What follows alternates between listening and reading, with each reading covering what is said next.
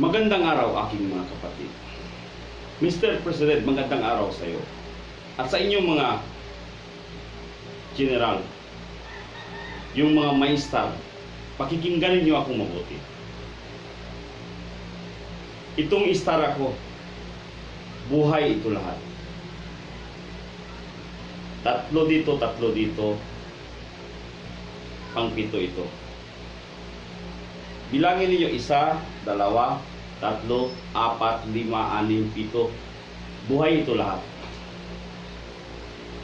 Galing din ako sa taas, sa langit. Kaya alam ko lahat ang pangyayari ngayon. At masaya ako na nangyari na. Dahil maraming suwail na mga anghel nagpunta dito sa lupa. Isa din akong anghel. Mr. President, ang nangyari ngayon, tulad lang ng parao na naginip siya ng 7 bakang mataba at 7 baka na payat. Alam mo, Mr. President, unang paraon, di ba? Ang nakasagot sa mga panaginip ng paraon, hindi ba si Jose? Niligtas ang 7 bakang mataba, hindi ba sagana? 7 taong sagana. At ang 7 bakang payat, kahirapan na tulad ngayon, hindi ba? Nangyari noon at ngayon, pareho lang. Kaya masaya ako, nangyari na ngayon. Ikaw hindi ba Duterte? 30 isang presidente ngayon. Bilangin ninyo. Pag birthday ninyo, anong gamitin ninyo? Hindi ba kalendaryo? Pista, kalendaryo. Lahat kalendaryo, di ba? Araw, kalendaryo pang gamitin ninyo. Hindi ba sabi sa lupang ipinangako, 30, pagkatapos ng 30, 31, pagbalik, babasahin ninyo sa John 1, in the beginning was the Word, and the Word was with God, and the Word was God. Sa pasimula pa'y naroon ang salita, kasama ng Diyos, at ang salita ay Diyos. Ibig sabihin, ang nangyari ngayon, nandito nakasulat na. Ibig sabihin, gawin na lang natin. Nangyari na ito eh. Pero maraming mga anghel na mga suwail.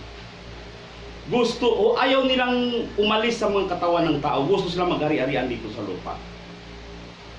Kaya naging sinungaling sila. Kahit mali, daanin pa rin nila. Damay kayong mga tao.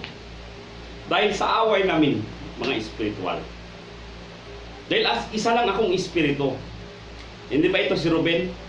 Alagad ni Diyos. Sino ba ang kabilin-biliran ng Diyos? Hindi ba si Abraham? Pagkatapos ipinagbili ni Abraham kay Isaac, at ipinagbili naman ni Isaac kay Israel, na siyang si Jacob. At si Israel may 12 angkan. Ang panganay na si ako. Di ba mabasa ninyo sa 49, Genesis 49, ako 1970 ako ay ipinanganak. Hanggang ngayon 49 ako. Basahin niyo sa 49. Basahin niyo sa 49. Kayong mga anak magsilapit sa akin. Ako ang inyong ama ay sumandalig dinggin.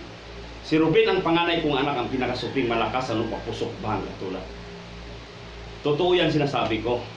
Kaya ko panindigan ang sinasabi ko. Lahat ng mga anghel dito sa lupa, kaya ko kayong harapin. Dahil hindi ako sinungaling. Totoong ako si Ruben at hindi ako nagsisinungaling sa inyo. Kayong mga may mga star, itong star ko, tama lang ito. Nandito sa loob ko. Buhay ito lang, nakakarinig ako, nakakita ako, makaginawa ako at makapagsalita din ako. Alam din ninyo, ako zero lang ako, zero. Si Ruben Cordero. 1, 2, 3, 4, 5, 6, 7, 8. Nagparami sa tao, di ba? Pang-10 ito ng puso. Balik naman tayo sa zero, di ba? Nagsimula ako sa zero. Ha? Kaya itong nangyayari ngayon sa mundo, tatawanan ko lang ito. Itong katawan ito, walang pinag-aralan ito. Pero ako, may alam ako kasi espiritu man ako. Ito parang katawan ito. Kasi mabait siya, siya ang pinagharian ko. Uunahin natin kung bakit nangyari itong kaguluhan ito. Noon pa hanggang ngayon. Kaya kayong mga general, kayong mga maistar, kayo talaga ang pakay ko. Pati itong mga suwail na itong mga sa simbahan na ito. Silang mga suwail, sila nagpagulo sa mundo. Pakinggan niyo akong mabuti, Mr. President. Kayong ikaw Mr. President, hindi ba? Abogado ka? Kayong mga abogado, kayong mga prosecutor, kayong mga judge, hindi ba? Bawat laban sa may mga kaso, bawat panig, pinakikinggan ninyo ang mga sinasalita nila. At sinong mananaig sila, sinong nasa katotohanan, alam niyo, kaya ninyong mag-judge din. Dahil sabi ko, kaya ko panindigan ang sinasabi ko. Unahin, hindi ba sabi ni Kristo, ako ang Alpha at ang Omega, ang una at ang huli, ang umpisa at wakas. Ibig sabihin, si Kristo, buhay lahat ng salita siya. Ibig si Yahweh, siya pa rin, di ba? Uunahin natin sa Genesis 3:17, mabasa ninyo. Hinarap naman ng Diyos si Adan at ganito ang sinabi, pagkat nakinig ka sa asawang hirang nang iyong kainin ang bungang bawal, sa nangyaring ito, ang lupang tanim ay aking susumpain, magpakailanman. Ang lupain ito, pag-aanihan, pagpapawisan mo habang nabubuhay. Ibig sabihin hanggang ngayon, di ba? Pawisan natin, trabaho tayo. Hindi tulad ng, tingnan at napunta naman si Kristo, at sabi naman ni Kristo, ganito kayong mananalangin. Mabasa ninyo sa Mateo 6:9 hanggang 11. Ganito kayo mananalangin, Ama namin na sa langit, sambahin nawa ang pangalan mo. Ikaw nawa ang maghari sa amin. Sundin nawa ang iyong kalooban dito sa lupa tulad ng sa langit. O mga kapatid kong mga anghel nagdiyos-diyosan dito sa lupa, nagawa ba ninyo yan? Pinapahayag ba ninyo ang katotohanan? Dahil naging sakim kayo dahil sa salapi. Naging bulag-bulagan kayo, di ba? Hindi ba? Ano bang sabi? Ano bang sabi ni Jesus? Humayo kayo. Pagalingin ninyo ang mga may sakit. Ang mga bulag. Ang mga bingi. Ang mga pilay. Ang mga kitungin. Tumanggap kayo ng walang bayad. Magbibigay naman kayo ng walang bayad. Tulad ng ginawa ko, kapatid. Hindi ako nangungulikta, pero alam ko lahat. Alam ko ako ang suko, pero hindi ko sinasabi yan sa inyo. Dahil tinitingnan ko lang kayo. Ngayon, nagawa ba yun dito sa lupa? Bakit sinasabi ni Kristo? Sundin nawa ang iyong kalooban dito sa lupa at gawin tulad ng sa langit. Ginawa ba niyo yan? Ano bang sabi ni Kristo? Mababasa ninyo sa Mateo 20. Mababasa ninyo sa Mateo 5:20. Sinasabi ko na sa inyo, kung ang pagsunod ninyo sa kalooban ng Diyos ay tulad lamang ng pagsunod ng mga eskriba at pariseyo, hindi kayo makapapasok sa kaharian ng Diyos. Ibig sabihin, sino bang mga pariseyo, mga pari? Sino bang mga eskriba, mga senate, mga senat? Sila nagpatupad sa mga batas, di ba? Sabi pa rin, mga bulag na taga-akay, sinasala ninyong nikiniki sa inyong inumin, ngunit nilulunok ninyo ang kamilyo. Anong ibig sabihin? Ginawang salaan mga pulis at saka mga sundalo, pinahuli ang gumagawa ng mga matigas ang ulo, pinahuli. Pero ang sistema sinusunod ninyo. Sa aban ninyo mga eskriba at mga pariseyo, mga mapagpaimbabaw, nililinis ninyo ang labas ng tasa at ng pinggan, ngunit sa loob nito'y puno ng nangutot ninyo dahil sa kasakiman at pagsasamantala. Puro extortion, di ba? At sabi pa ni Kristo, dito sa lupa, walang magpatawag sa inyong na Ama, sapagkat iisa inyong Ama, ang Amang nasa langit. At huwag kayong magpatawag ng tagapagturo, sapagkat iisa inyong tagapagturo, ang Misayas. Hindi ba? Mali, sabi pa ni Kristo, mali sila tungkol sa kasalanan sapagkat hindi sila nananalig sa akin tungkol sa matuwid. Sapagkat ako'y paroroon sa Ama at hindi na ninyong makikita. Sino ba ang Ama ni Kristo? Hindi ba si Jose? Kung mababasa ninyo dito sa, basahin ko ito sa inyo para basahin din ninyo ito. Sa Mateo 1:16. Pasisan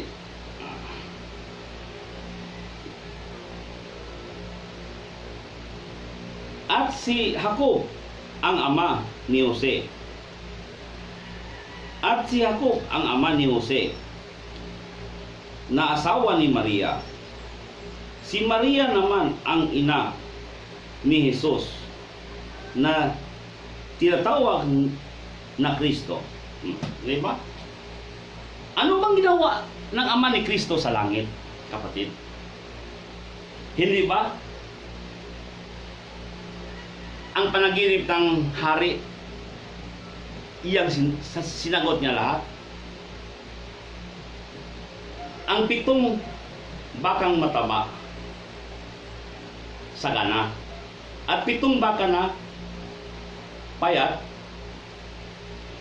ibig sabihin 7 taong tagutom. Kaya sabi ni Jose, tinuro niya kung paano mabuhay ang malampasan mo yung 7 tagutom. Ito lang problema ninyo, maliit lang ito. Tatawanin ko lang ito. Kahit 1 taon pa maganyan, kaya natin buhayan, kapatid. Mr. President, huwag kang mag-alala, nandito tayo. Kaya natin buhayin yan. Kung 7 taon na buhay ni Jose, tayo pa kaya nandito. Marami na tayong kayamanan. Overkwan na tayo. Kaya tingnan ninyo mga lupa, walang tanim, di ba? Sabi ni Jose, lahat ng pagkain sa panahon yun ay dapat tipunin. Ikamalig sa mga lungsod at pabantayan mabuti. At bigyan ninyong kapangyarihan ng mga kagawad upang maisakatuparan ang lahat ng ito. O tulad ngayon, di ba? Marami naghihirap, di ba? Sabi ng mga may media, puro mga tigas ang mga ulo ng tao, puro matigas. Pero sa akin hindi matigas, naging matigas ang mga tao. Dahil sa may puno. Sino bang mga puno? Mga taga-akay, di ba? Sino mga taga-akay? Nasa sa loob sa simbahan sila. Sila gusto. Hindi ba sinabi ni Kristo, huwag kayong magpatawag na ama sapagkat isa niyong ama? Dahil si Jose lang ang tunay na tagapagturo. Ano bang sabi ng paraon? Ano bang sabi ng paraon? Ang Diyos ang nagpakita sa iyo ng lahat ng ito. Kayo wala nang umuna pa sa iyo sa karunungan at pangunawa. Ikaw ang mamahala sa buong bansa at susundin ka ng lahat. Ito na lamang aking trono ang kaibahan mo sa akin. At ngayon inilagay kitang gobernador ng buong Egypto. Kapatid, gobernador si Kristo, si Jose. Hindi ba gobernador siya? Bakit hindi natin siya paniwalaan? Nang maubos ng pagkain sa buong Kanaan at Egypto, tumatao hirap na sa gutom. Kay Jose bumibili ng pagkain ang lahat. Tinitipo naman ni Jose ang pinagbilhan at dinadala sa kabanyaman ng paraon. Ginawa ba niya pang sarili? Para sa gobyerno yon, pang kalahatan yon, di ba? Lahat ng pagkain sa panahon yun ay dapat tipunin. Ikamalig sa mga lungsod at pamantayang mabuti at bigyan ninyong kapangyarihan mga kagawad upang masakatula. Ito para ang lahat ng ito. Ang ibig sabihin, lahat ng ani, katulad na yun, nalaganap ng patayan, di ba? Patayan pero hindi nyo makikita, di ba? Baka alam ko yun. Kung hindi niyo nakikita, ako nakikita ko yan eh. Ganito lang yan mga kapatid. Lahat ng mga ani sa mga sasaka ngayon, pasukin natin, magtulungan tayo. Tingnan ninyo mga truck ninyo palaging walang laman. Tapos gusto natin barilan. Hindi, ayaw kong ganyan. Ayaw kong away. Dahil sanay na ako sa away pa rin, sawa na ako sa away dati. Pabalik-balik na lang ako. Noon pa nga ngayon, hindi pa ako namatay, kapatid. Huwag kayong matakot mamatay, mawala sa katawan ninyo. Dahil buhay kayo. Huwag kayong maniwala sa kanila, mapunta sa langit ang mga espiritu ninyo. Basahin ninyo. Sa totoo lang, hindi ba mga patay, ilagay ninyo sa simbahan at sabihin ng mga taga-simbahan, papuntang langit? Basahin ninyo sa Mateo 22:31-32. Sinasabi, ito magpatunay sa iyo. Basahin ninyo. Sinasabi ni Kristo, tungkol naman sa pangalawang, tungkol naman sa muling pagkabuhay ng mga patay. Hindi pa ba ninyo nababasa ang kasulatan? Sinabi ng Diyos sa inyo. Sinabi niya, ako ang Diyos ni Abraham, Diyos ni Isaac at ni Jacob. Ngunit hindi Diyos ng mga patay, kundi ng mga buhay. Sinong Diyos nila sa taas? Kayo natatakot sa pumapasok sa mga simbahan. Ang akala nyo, tinatakot kayo ng mga pastor, tinatakot kayo ng mga pare. Papunta ba kayong langit? Ano bang sabi ni Kristo? Sa Lucas 30, kayo'y kakain at iinom ng kasalo ko at luluklok sa mga trono upang mamahala sa 12 angka ng Israel. Mamahala? Buhay kayong mamahala? Dahil nalinlang lang kayo ng mga maling, mga ambisyosong mga anghel din galing sa langit. Kasama ko man sila. Marami na akong katawan gustong humabol sa kanila, kaya lang mawawala kasi hindi nila kaya. Dahil ako kaya ko talaga. Dahil ang ama ko, ang ama ng katawan nito, si Ambrosio, di ba? Ambrosio. Ibig sabihin, ama, burusyo, prinyadayo. Saan si Chabacano yung prinyadayo, buntis ako. Pinalabas ko si Ruben. 1970 akong pinapanganak. Birthday ko ngayon. Ngayon June, mag 59. Iwan ko lang, bawat salita siguro baka mangyayari na, di ba? Kasi kaedad ko itong Biblia. 49, basahin niyo sa Gawa. Gawa 7, 1, 2, 3, 4, 5, 6, 7. Gawa 7:49. Ang langit, nakasulat yun, ang langit ang aking trono, sabi ng Panginoon, at ang lupa ang tungtungan ng aking mga paa. Ano pa bang bahay ang itatayo ninyo sa akin para pagpahingahan ko? Kapatid, trabaho tayo, di ba? Magtulungan tayo. Hindi mabigat yun. Yung problema ninyo ngayon, maliit yan rin pa sa akin. Kahit 1 taon, kahit 2 taon, kaya natin pakainin. Sumunod na kayo sa katotohanan. Hindi, huwag niyong sundin ang mga dati kasi alam ko. Kaya, di ba? At basahin natin sa, di ba, sabi niya, ni Jose, lahat ng pagkain sa panahon yun dapat ipunin. Ikamalik sa mga lungsod at babantayang mabuti at bigyan ninyong kapangyarihan mga kagawad upang masakato. Parang Lazaro. Ganyan ang gawain natin. Nang maubos ng pagkain sa buong Kanaan at Ehipto, itong mga tao hirap na sa gutom. Kay Jose bumibili ng pagkain ng lahat. Tinitipon naman niyo ang pinagbilan at dinadala sa kabanyagan ng Paraon. Ibig sabihin, business government. Tayong gobyerno magnegosyo. Kaya natin pakainin ng mga tao lahat. Buong mundo kaya natin pakainin yan. Huwag kayong magsabi na, hindi namin kaya yan, kaya natin yan. Kapatid, kaya natin. Sa mga sundalo, sino ba nagligtas kay Jose? Hindi ba, sundalo ng Egypt? Niligtas na? Dahil nasisilos mga kapatid ni Jose. Saka sino ba nagligtas kay Jose? Hindi ba si Roman? Niligtas din ng mga sundalo. Napunta siya naging gobernador at lahat ng panaginip ni Jose ay natupad.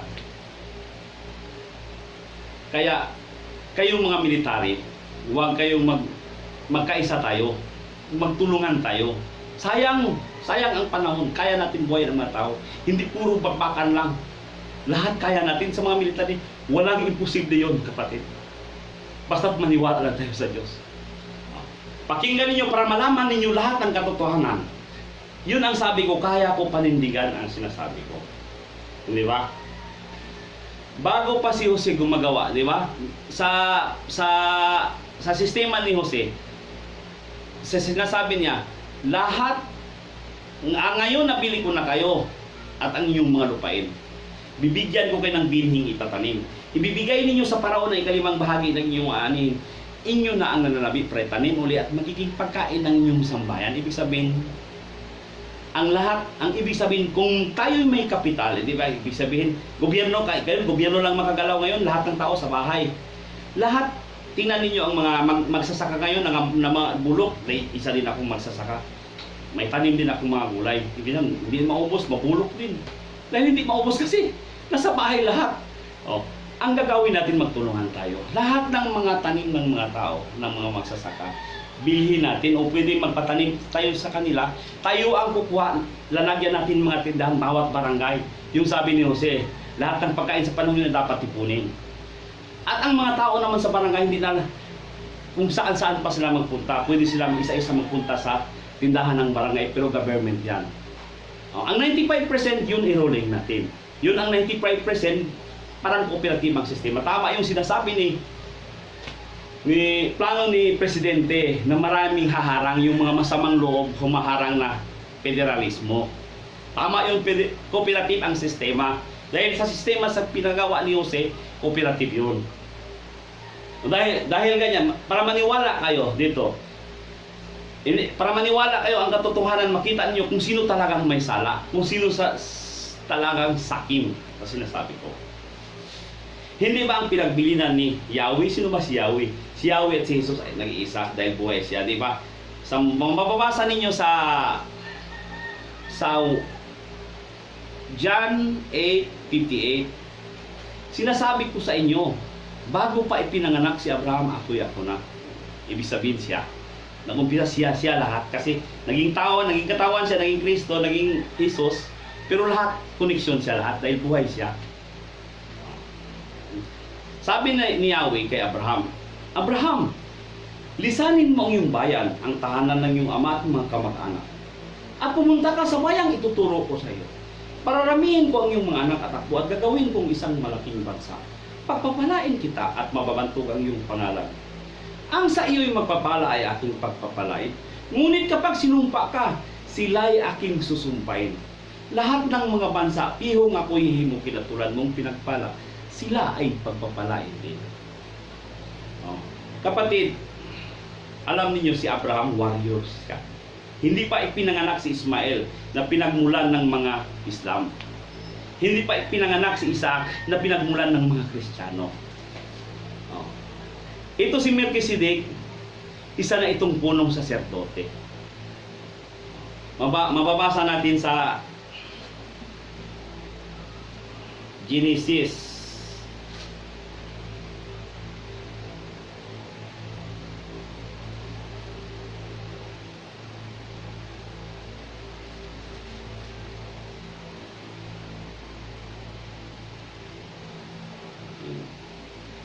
Genesis 17.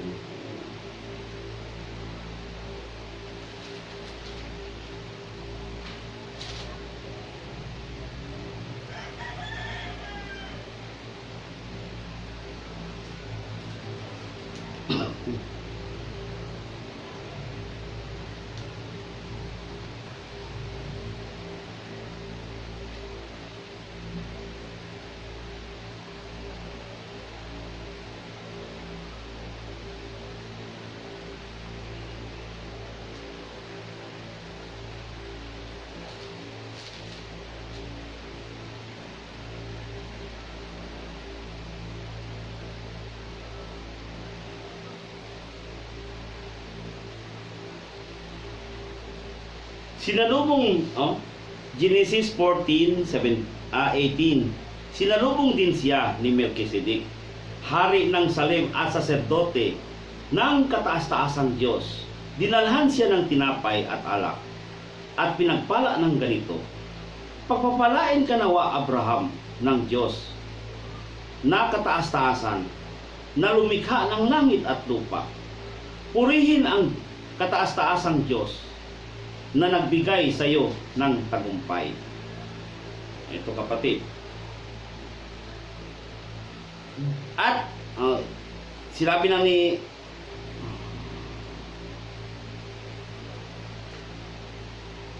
at ibinigay ni Abraham kay Melchizedek ang ikapu ng lahat ng kanyang nasamsam. Ang ibig sabihin, ang nasamsam ni Abraham puro material. Ginto, lahat ng bagay sa material, mga mahalin. Pero ang sagot ng hari ng Sodoma,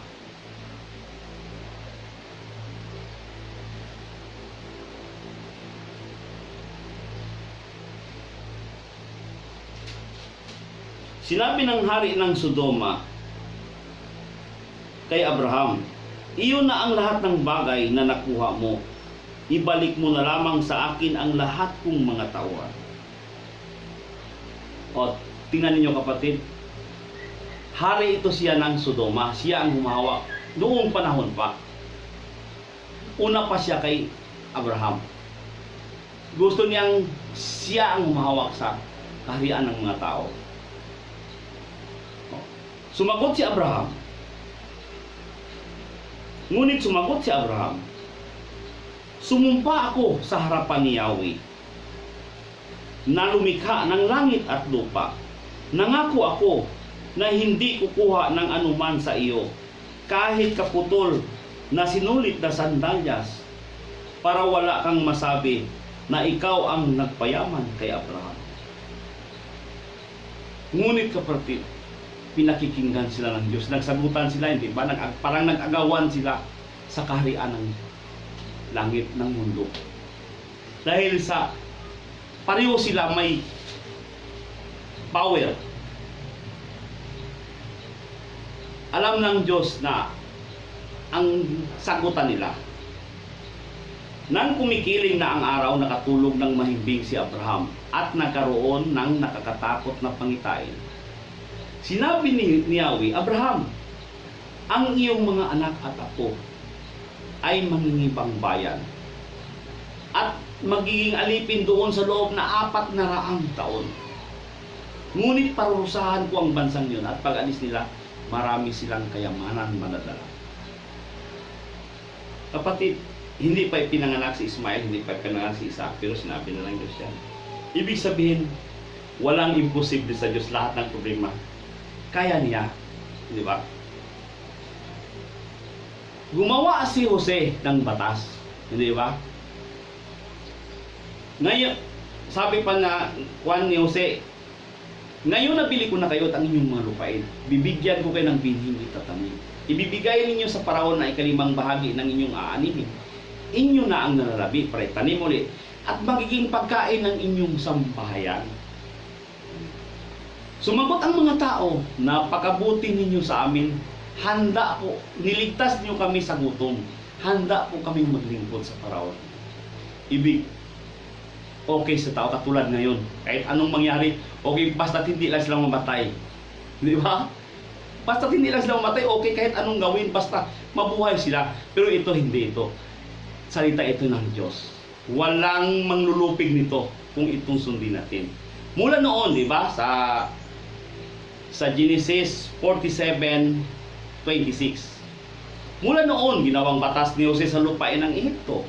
Ang ikalimang bahagi ng ani ay para sa paraon. Umiiral pa hanggang ngayon ang batas na ito maliban sa mga saserdote. Mga saserdote, ibig sabihin mga pari. Maliban sa mga saserdote, sapagkat ang mga ito'y hindi saklaw ng paraon. Tulad ngayon, hindi sila saklaw. Inaaway nila ang presidente, di ba? Parang sila nasa kung gusto nila sila ang masunod. Pero hindi pwede yon. Dahil nandito tayo, nandito ang Diyos ng buhay, di ba?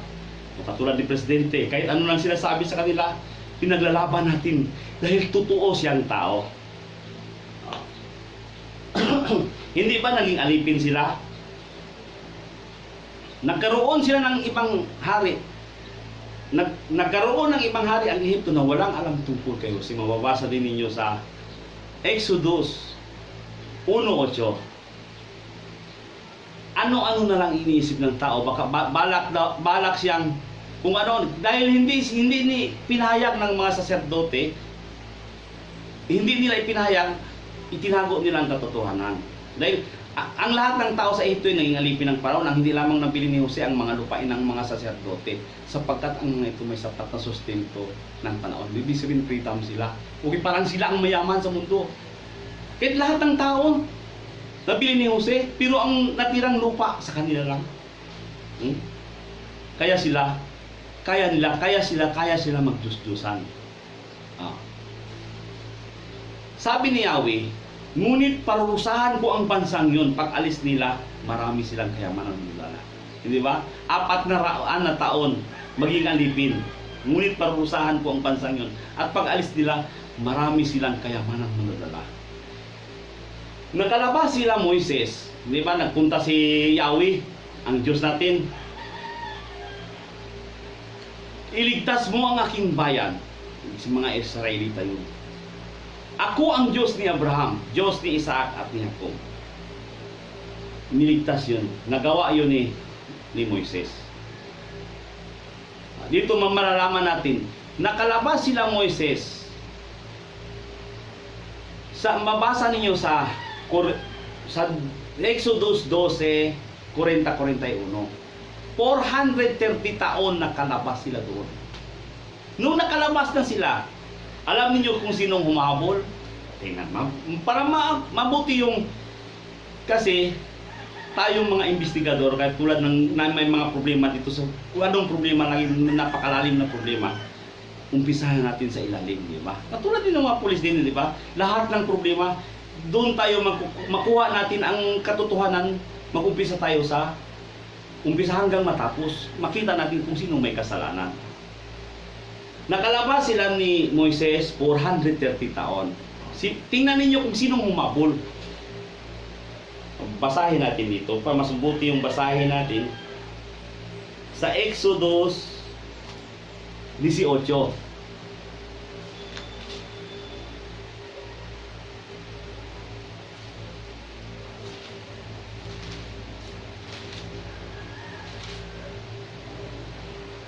Nabalitaan ni Jethro, biyanan ni Moises, at saserdote sa Madian, ang mga ginawa ni Yahweh para kay Moises at sa mga Israelita, kung paanong inilabas niya ang mga ito sa lupain ng Ehipto. Saserdote at biyanan ni Moises. Pakinggan ninyo, ha? Ginamit na nila ang biyanan ni Moises kasi freedom sila, mga matalino sila. Sa saserdote sugo ng Diyos din sila, pero ang problema, tinago nila ang katotohanan, nagsisinungaling sila dahil naging sakim sila sa lapi. Nabasa ninyo dito. Direct na tayo sa 13, Exodus 18:13.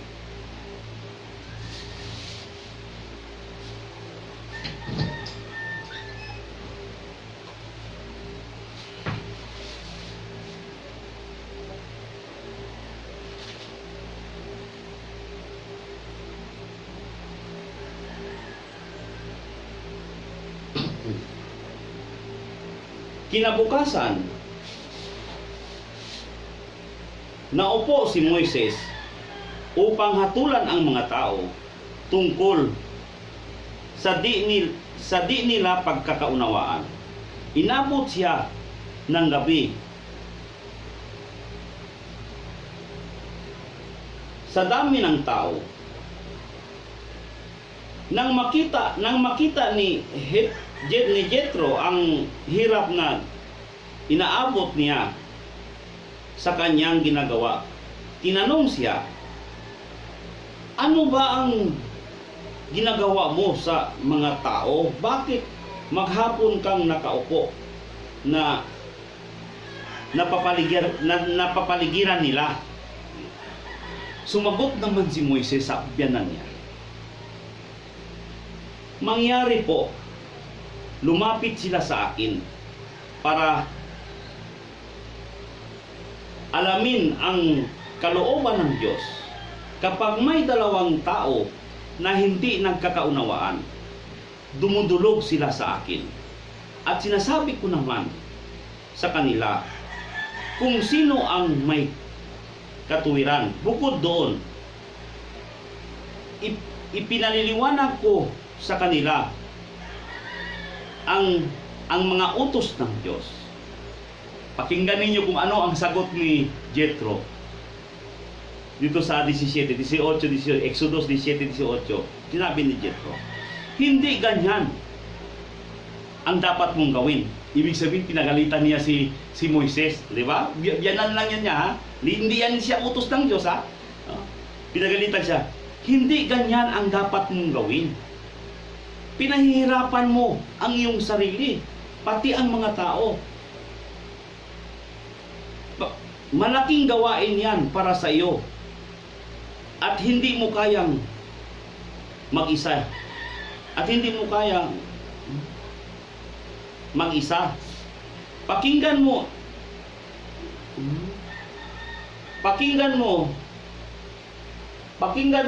itong ipapayo ko sa iyo. At tutulungan ka ng Diyos. Ikaw ang lalapit sa Diyos para sa kanila at magdadala sa Kanya ng kanilang mga suliranin. ikaw ang magtuturo sa kanila ng mga kautusan at mga palatuntunan, at ikaw rin ang magpapaliwanag sa kanila kung ano ang dapat nilang gawin. Ngunit pumili ka ng mga taong may kakayahan, may takot sa Diyos, mapagkakatiwalaan at di masusuhulan. Italaga mo silang tagapangasiwa sa libu-libo, daan-daan, 50-50 at 10-10. Itong libo-libo sa sinasabi sa biyanan ni Moises, ito ng United Nations. Mga human rights, mga pari, senado, kasama yan sila sa libo-libo.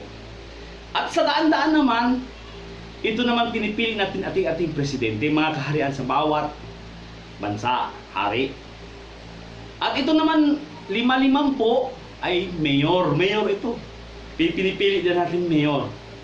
At ito naman, barangay captain. Ang 10-10, barangay captain yun. Pagpatuloy natin.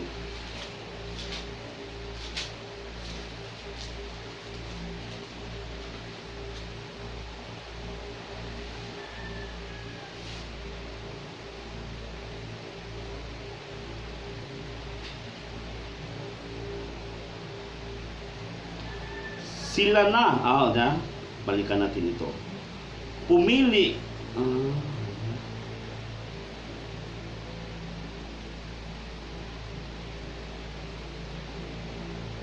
Ngunit pumili ka ng mga taong may kakayahan, may takot sa Diyos, mapagkakatiwalaan at di masuhulan. Italaga mo silang tagapangasiwa sa libu-libo, daan-daan, 50-50 at 10-10. Alam ba ninyo kung sinong nasa likod niyan na sinasabi niya? Nabalitaan ni Jethro, biyanan ni Moises, at saserdote pa rin. Sikat sila, sikat. Sa Madian. Ang mga ginawa ni Yahweh para kay Moises at sa mga Israelita, kung paanong inilabas niya ang mga ito sa lupain ng Ehipto. Hinabol nila, sa kanila pa rin sumusunod. Di ba ngayon? Katulad ngayon, anong ginagawa nila? Pagpatuloy natin ito, Masarap magsalita. Sila na ang bahalang humatol sa maliliit. Pareho katulad ngayon sa may mga problema sa barangay lang. Kapag malaki, sa Supreme Court, sa city, ganyan lang. Nang usapin at ang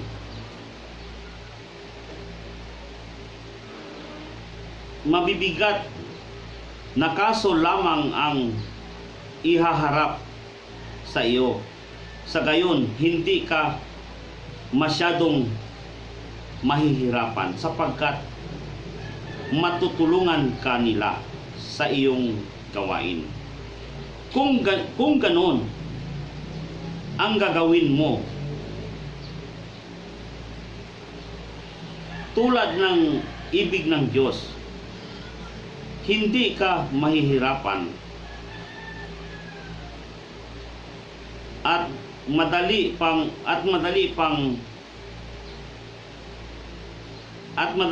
maaayos ang anumang suliranin nila. Alam niyo kapatid, ito si Moises, nakinig naman, matamang pinakinggan ni Moises ang sinabi ng kanyang biyanan at sinunod niya ito. Alam niyo, ano bang sabi? Alam niyo, parang natatawa lang ako sa sinasabi nito, itong kwentong ito.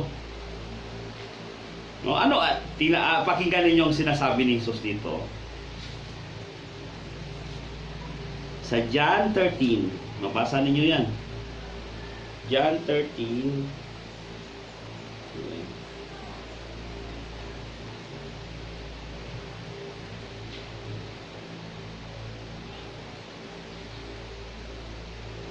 Sinasabi ko sa inyo, sinasabi ni Kristo, sinasabi ko sa inyo, ang alipin ay hindi dakila kaysa kanyang Panginoon, ni ang sinugo kaysa nagsugo sa kanya. O kapatid, parang natatawa lang ako sa nasusulat dito. Sa nangyari ngayon, maraming buhay, parang pinaglaruan lang ng tadhana yung nangyari ngayon. O, pakinggan ninyo. Sabi pa dito sa 18, hindi para sa inyong lahat ang sinasabi ko. Nakikilala ko ang aking mga hinirang. Ngunit dapat matupad ang nasasabi sa kasulatan. Ako'y pinagtaksilan ng taong pinakakain ko. Alam ba ninyo kung sino sila? Kung sinong pinakakain? Hindi ba ang sabi ni Kristo? Ang nananalig sa akin ay hindi lamang sa akin nananalig, kundi pati sa nagsugo sa akin. Sapagkat hindi ako nagsasalita sa kanang sarili ko lamang, kundi ang amang nag-utos sa akin kung ano ang aking sasabihin at ipapahayag. At alam ko ang kanyang utos ay nagbibigay buhay na walang hanggan. Kaya ang pinasasabi ng Ama, ang siya kong sinasabi. Sino bang nagpakain, nagligtas sa 7 taon taggutom? Sa mga saserdote. Ang lahat ng tao sa ito nang alipin ng Paraon. Ang hindi lamang nabili ni Jose ang mga lupain ng mga saserdote. Sapagkat ang mga ito may sapat na sustento ng Paraon. Hindi ba? Hindi ba ang tawag sa kanila kung sa dito sa lupa sa inyo? Mga traidor. Hindi ba? Mga traidor. Pinakain kayo para ipaliwanag ninyong katotohanan pero itinago ninyo. Dahil tao lang, sabi nila, tao lang kayo. Pero tao lang pala kayo. Marami nagsasabi sa akin dyan, ay tao lang yan sila.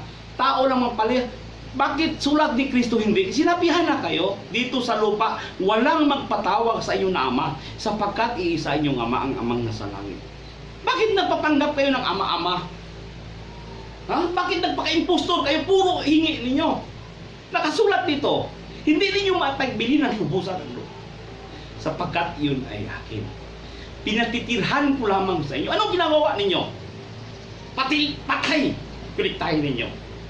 Puro extortion ginagawa ninyo. Dahil kayo ang pakay ko dito. Nangyari ito dahil sa inyo. Di ba?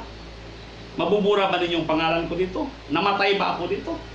Dito sa Biblia. Namamatay ba ako? Si Jose namamatay. Pinadala niya ang buto niya. Nandito sa akin ngayon. Dala ko. Di ba? Pinagkamkam nyo. Mabasa ninyo ito. No? Ganyan, di ba? Basahin ko nyo kung sino siya. Sa pahayag, 2, basahin ninyo.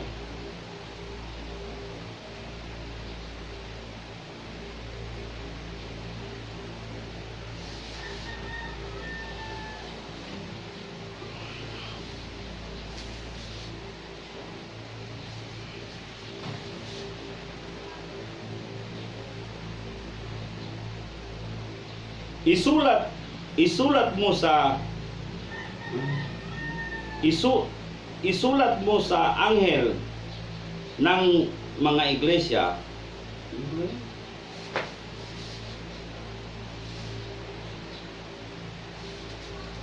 Isulat mo sa anghel ng mga iglesia sa Epeso. Ito ang ipinasasabi ng may hawak ng 7 bituin na kanyang sa kanang kamay, ang lumalakad sa gitna ng 7 ilawang ginto. Katulad dito ngayon. Kasi ako hindi ako patay. Ang salita ng Diyos, kapatid, hindi patay. Dahil pinapatay ng mga simbahan. Hindi ba sabi ni Kristo, mag-ingat kayo na hindi mailigaw ni numan, sapagkat marami ang darating sa aking pangalan at magsasabi, ako ang Mesayas. Dumating ang panahon, huwag kayong susunod sa kanila. O ngayon, Ngayon kayong mga taga-simbahan, mga leader ninyo, kayong mga tao, ha? Maghingi kayo ng tulong sa mga leader ninyo.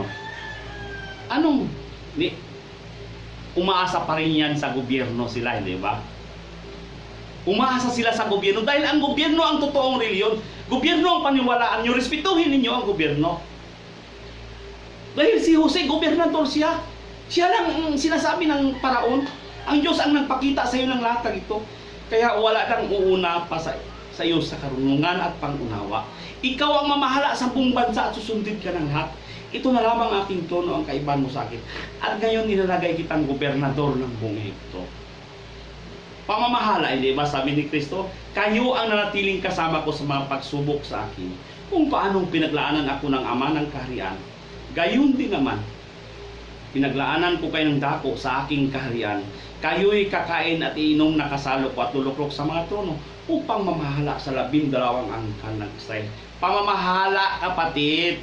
Buhay, hindi patay. Buhay tayo, magtulungan. Sapagkat ang kalaban natin hindi tao. Tingnan ninyo, namamatay kayo ngayon, hangin. Ha? Hindi ba? Kaya natin resolbahin yan, kapatid. Kahit 1 taon pa yan, kaya ko kayong pakainin. Maniwala lang kayo sa salita ng Diyos. Sino bang ama ni Jose? So, hindi ba si Jose? Bakit patalinghaga ang sinasabi ni Jesus?